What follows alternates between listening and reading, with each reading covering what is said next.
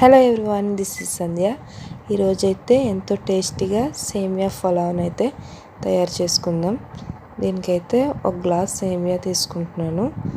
అలాగే బంగాళదుంప ముక్కలు, క్యారెట్, జీడిపప్పు, పుదీనా అండ్ కొత్తిమీర, పచ్చి బఠానీ, అలాగే ఉల్లిపాయ, పచ్చిమిర్చి, అలాగే పులావ్ సామాను, పులావ్ ఆకు, జాజికాయ, జాపత్రి, చెక్క, లామగ్గ ఉన్నవి, అలాగే మసాలా. నేనైతే ఇది ధనియా, జీలకర్ర, వెల్లుల్లి, అల్లం, గసగసాలు వేసి అయితే పేస్ట్ చేసుకున్నాను. నేను ఒక స్పూన్ అయితే తీసుకున్నాను. నేను ఇలా గిన్నె హీట్ ఎక్కాక సేమియాని అయితే ఫ్రై చేసుకుందాం.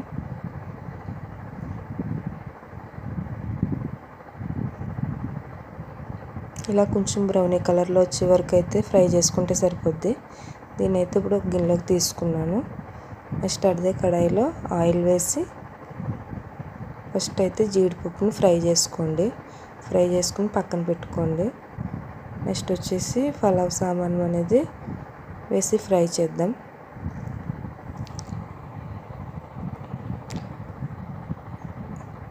బాగా ఫ్రై అయ్యాక ఆలు వేద్దాం. అదే బంగాళదుంప ముక్కలను వేసి ఫ్రై చేయండి.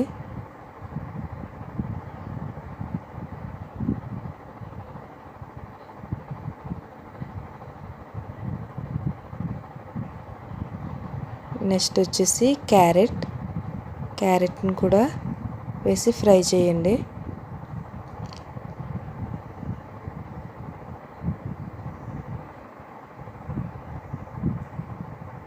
నెక్స్ట్ ఇవి కొంచెం వేగాక బఠానీని అయితే వేసి ఫ్రై చేద్దాం.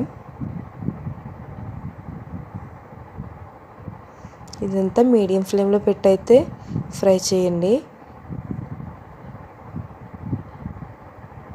ఇలా ఫ్రై అయ్యాక ఆనియన్స్ వేసుకుందాం. లాస్ట్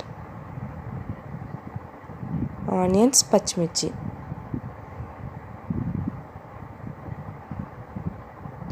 బాగా ఫ్రై చేయండి. మీడియం ఫ్లేమ్లో పెట్టి ఫ్రై చేయండి.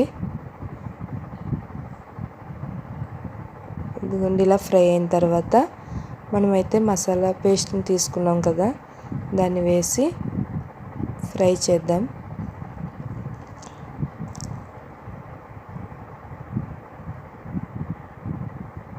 నెక్స్ట్ వచ్చేసి కొత్తిమీర, పుదీనా తీసుకున్నాం కదా, వాటిని కూడా వేసి ఫ్రై చేద్దాం.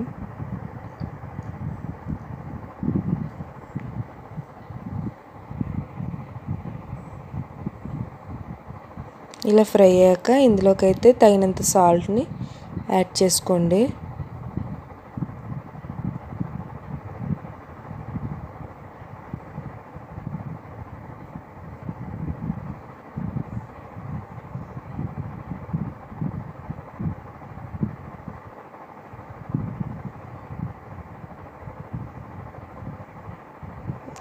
ఇలా 1 మినిట్ అయితే ఫ్రై చేసి, నేనైతే ఒక గ్లాస్ సేమియా తీసుకున్నాను కాబట్టి అదే గ్లాస్తో వాటర్ని యాడ్ చేశాను.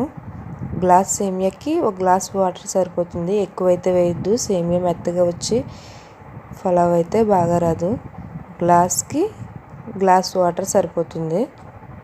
ఇదిగోండి, నీళ్ళు అనేవి బాగా మరిగిన తర్వాత సేమియాని వేసి మీడియం ఫ్లేమ్లో పెట్టండి. ఇదంతా మీడియం ఫ్లేమ్లో పెట్టే చేయండి, హై ఫ్లేమ్లో పెట్టద్దు. ఇలా కలుపుకుని 2 మినిట్స్ అయితే మూత పెట్టి స్లిమ్లో పెట్టి బాగా చిన్న మంటలో పెట్టి మూత పెట్టండి.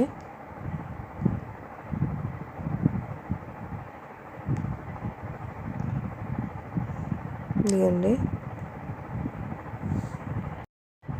సేమియా పులావ్ అయితే రెడీ అయిపోయింది. లాస్ట్ వచ్చేసి నేను 2 స్పూన్స్ నెయ్యిని యాడ్ చేశాను.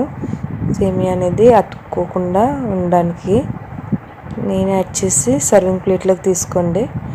ముందుగా ఫ్రై చేసిన జీడిపప్పుతో అయితే గార్నిష్ చేసి, నేనైతే ఇందులోకి కచంబరీ చేశాను. అదే ఉల్లి చట్నీ చేశాను. ఉల్లి చట్నీ సేమియా పులావ్తో కాంబినేషన్ అయితే చాలా బాగుంటుంది.